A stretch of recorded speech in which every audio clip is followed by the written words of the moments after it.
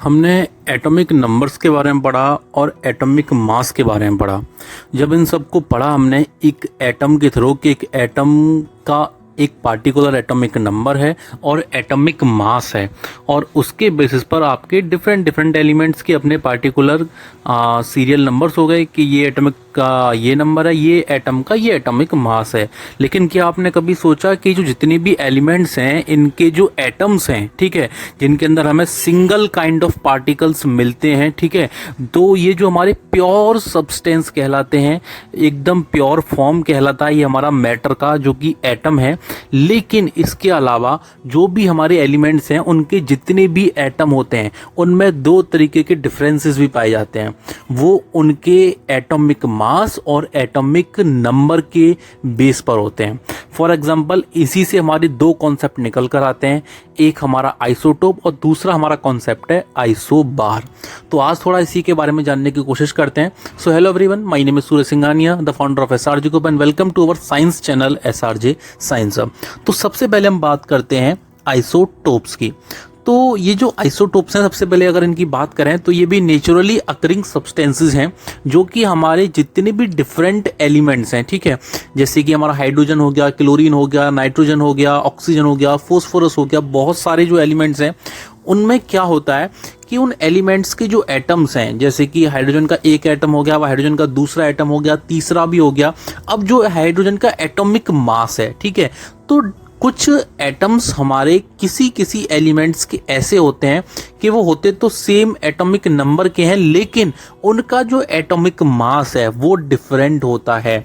हर एक एटम का अपना एक पार्टिकुलर एटॉमिक नंबर है और अपना एक पार्टिकुलर एटॉमिक मास है, लेकिन उनके ऐसा नहीं है कि जितने भी एटम हैं किसी भी एलिमेंट के, उनके बिल्कुल सभी जितने भी पाए जाएंगे नेचर में, सभी के सभी सेम एटॉमिक मास के भी होंगे।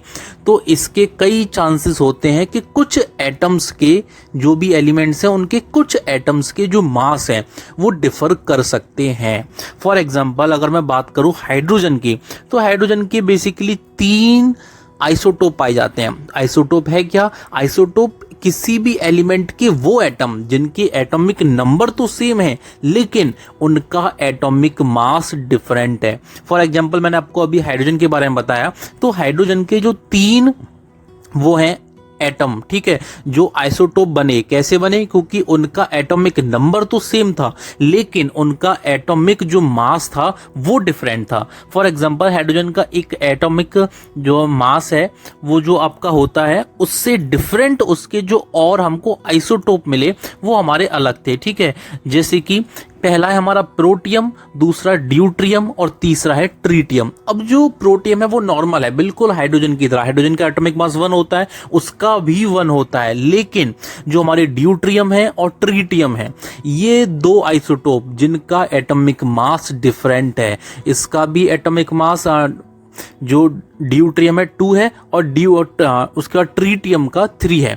तो इनका जो एटॉमिक नंबर है वो बिल्कुल सेम है, वो 1 है। और इसके बारे में अगर थोड़ा सा और डिटेल्ड में बात करें तो ये जो हमारे 2 आइसोटोप हैं प्रोटियम के अलावा, ड्यूट्रियम और ट्रीटियम, ये दोनों ही हमारे वाटर के अंदर जो हार्डनेस है उसका भी काम करते हैं। खारे पानी में भी ये पाए जाते हैं। जो H2O फॉर्मूला है वाटर का, तो वो जो हार्ड वाटर है वहां पर कहीं कहीं ड्यूट्रियम और ट्रीटियम पाए जाते हैं, ठीक है। तो ये हमारा एक बेसिक एग्जांपल हो गया कि आइसोटोप क्या है? ऐसे एलिमेंट्स के एटम्स जिनके एटॉमिक नंबर तो सेम है लेकिन उनका एटॉमिक मास वो अलग अलग है, वो डिफरेंट है एक दूसरे से, ठीक है।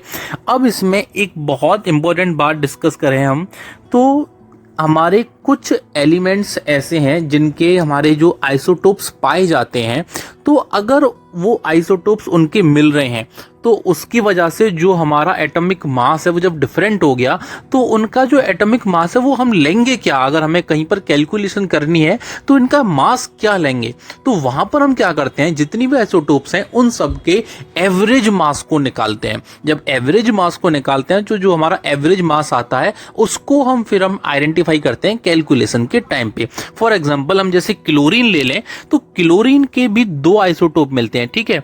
तो क्लोरीन के जो 2 आइसोटोप आइसोटोप हैं उनमें से एक का एटॉमिक मास 35 है और एक का हमारा एटॉमिक मास 37 है। तो वहां पर हम क्या करेंगे, दोनों के मास को क्या करेंगे, मल्टीप्लाई करेंगे उनके मास परसेंटेज के हिसाब से, फिर उनको ऐड करके जो हमारा एवरेज निकलेगा उससे फिर हम क्या करेंगे, उससे हम उन दोनों का टोटल कैलकुलेट करेंगे। एवरेज मास जो भी क्लोरीन का निकलेगा उनके आइसोटोप्स के अकॉर्डिंग, फिर वही उसका अपना एक्चुअल एवरेज मास कहलाएगा हमारा क्लोरीन का। तो इसको हम कैसे फाइंड आउट करते हैं, तो इसका ये सीधा एक एग्जांपल है कि जो हमारा 35 है क्लोरीन के फर्स्ट आइसोटोप का मास, दूसरा है 37, तो इन दोनों का जो रेशियो है वो रेशियो है 3:1। तो इसमें हम क्या करेंगे, सीधे सीधे इसमें हम मल्टीप्लाई करेंगे 35 का पहले 3 से करिए, तो हमारा 3:1 जो हमारे पास रेशियो है, तो 35 × 3 प्लस में 37 हमारा दूसरा है, तो 37 × 1, उसके बाद उसका हम डिवाइड कर देंगे दोनों के रेशियो को सम करके, मतलब 3 + 1 का, तो हमारे पास टोटल आ जाएगा 105/4 प्लस का 37/4, तो ये इक्वल हो जाएगा 142/4। ठीक है, जब हम 4 से डिवाइड करेंगे 142 में, तो जो हमारा टोटल एवरेज मास आएगा दोनों के एटॉमिक मास के डिफरेंस पर, वो हो जाएगा हमारा 35.5 यूनिट, मतलब एटॉमिक मास यूनिट।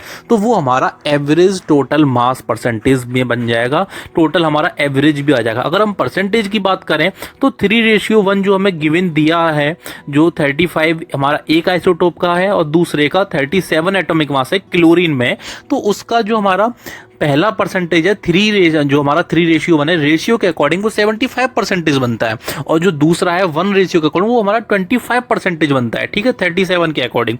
तो वहां पर अगर करें उसको हम परसेंटेज के बेस पे, तो ये हमारा हो जाएगा परसेंटेज में डिवाइड कर देंगे 100 से, तो 35 × 75/100, फिर इसमें हम प्लस करेंगे दूसरे मास को, एटॉमिक मास को। दूसरा हमारा क्या था, 37 था, तो यहां पर क्या करेंगे, प्लस में 37 × 25/100, तो 35 × 75/100 का आंसर हो गया हमारा 105/4, दोबारा से सेम। और दूसरे का हो गया 37 × 25/100 का 37/4, तो फिर से हम प्लस करेंगे इन दोनों को, फिर से वही हमारा आ जाएगा सेम आंसर 142/4, मतलब डिवाइड बाई 4, फिर इसको हम सॉल्व करेंगे तो ये हमारा टोटल आ जाएगा 35.5। तो ये दोनों का एवरेज मास निकाला हमने। ठीक है, जो भी हमारे टोटल आइसोटोप्स थे सबके हमने क्या किए, एटॉमिक मास को हमने प्लस किया, फिर उनको हमने टोटल एवरेज कैलकुलेट किया, फिर जो हमारा एवरेज कैलकुलेट करने पर आया वो हमने उसका टोटल एटॉमिक मास हमने आइडेंटिफाई किया। अब बात आती है कि हमारे कुछ एटम्स जिनके हमारे आइसोटोप मौजूद ही नहीं है, तो उस केस में क्या करेंगे। तो उस केस में हमारा ये होगा कि अगर हमारी किसी एटम का कोई भी आइसोटोप है ही नहीं, तो उसका जो भी नेचुरली मास है उसका सेम टू सेम बिल्कुल वही मास लिया जाएगा। ठीक है, और इसकी एक बहुत यूनिक प्रॉपर्टी भी है, जितने भी हमारे आइसोटोप होते हैं वो हमारे प्योर सब्सटेंस होते हैं। ठीक है, लेकिन इनकी जो केमिकल प्रॉपर्टीज है आइसोटोप्स की वो तो सिमिलर होती है, लेकिन फिजिकल प्रॉपर्टी डिफरेंट होती है। ठीक है, the chemical properties of isotopes are similar, क्योंकि सबके एटॉमिक नंबर भी सेम है, लेकिन जो मास है वो डिफरेंट है, तो जो इनकी फिजिकल प्रॉपर्टीज होंगी वो डिफरेंट होंगी। ठीक है, सभी की जिनके आइसोटोप हैं, जिन एलिमेंट्स के आइसोटोप्स हैं, केवल उनके। ठीक है, तो अब क्या होगा, हमारे कुछ इनके एप्लीकेशंस भी हैं बहुत सारे, जो हमारे बहुत जगहों पर यूज भी होते हैं। ठीक है, अच्छा इसमें एक इंपॉर्टेंट बात और है, element occur in isotopic form then we have to know the percentage of each isotopic form then the average mass is calculate. अगर हमें एवरेज मास कैलकुलेट करना है तो हमारे जितने भी आइसोटोपिक फॉर्म बन रहे हैं किसी भी एलिमेंट के, हमें फिर उनका परसेंटेज भी निकालना पड़ेगा। अगर परसेंटेज नहीं है तो हमको रेशियो नहीं मिलेगा, रेशियो है तो हमको उनका एवरेज मास कैलकुलेट करने में बहुत ज्यादा बेनिफिट होगा, बहुत ज्यादा फायदा होगा। ठीक है, जैसे हमने क्लोरीन के केस में किया, हमें वहां पर उनका रेशियो मिल गया था 3:1 का।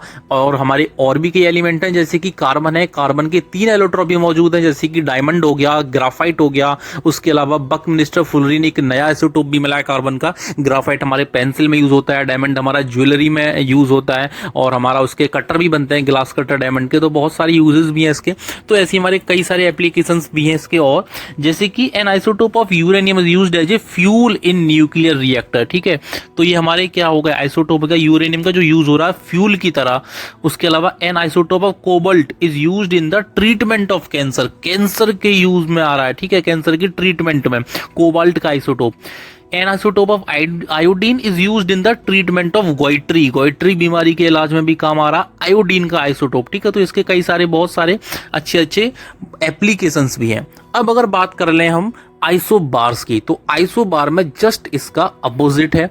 इसमें क्या होता है कि जो हमारे एटम्स हैं उनके डिफरेंट एटॉमिक नंबर हैं और सेम मास नंबर है, मतलब हमारे वो एलिमेंट जिनकी एटॉमिक नंबर तो अलग अलग हैं लेकिन उनका एटॉमिक मास सेम है। तो वो सारे के सारे एलिमेंट हमारे, ऐसे कुछ एलिमेंट्स अभी तो नहीं है, कुछ कुछ में ऐसे केसेस पाए जाएंगे, जैसे कि आइसोटोप में कुछ ऐसे केसेस जिनके आइसोटोप हैं, कुछ एलिमेंट्स के नहीं भी हैं, ठीक है। तो वो ऐसे एलिमेंट जिनके एटॉमिक नंबर डिफरेंट हैं लेकिन एटॉमिक मास एक जैसा है, तो वो हमारे आइसोबार कहलाते हैं, ठीक है। फॉर एग्जांपल कैल्शियम का एटॉमिक नंबर 20 है और आर्गन का जो है एटॉमिक नंबर वो हमारा 18 है, ठीक है, लेकिन इनका जो मास नंबर है वो दोनों का एक है, दोनों का सेम है। तो दोनों का मास नंबर सेम है लेकिन एटॉमिक नंबर तो अलग अलग है। तो ऐसी कंडीशन में जहां पर मास नंबर सेम हो रहा हो लेकिन एटॉमिक नंबर डिफरेंट हो, तो वो हमारे आइसोबार की कैटेगरी में आते हैं ऐसे सारे एलिमेंट, ठीक है। कुछ एलिमेंट्स ऐसे नहीं होंगे लेकिन जो भी एलिमेंट्स हैं ऐसे वो हमारे आइसोबार कहलाते हैं। So thank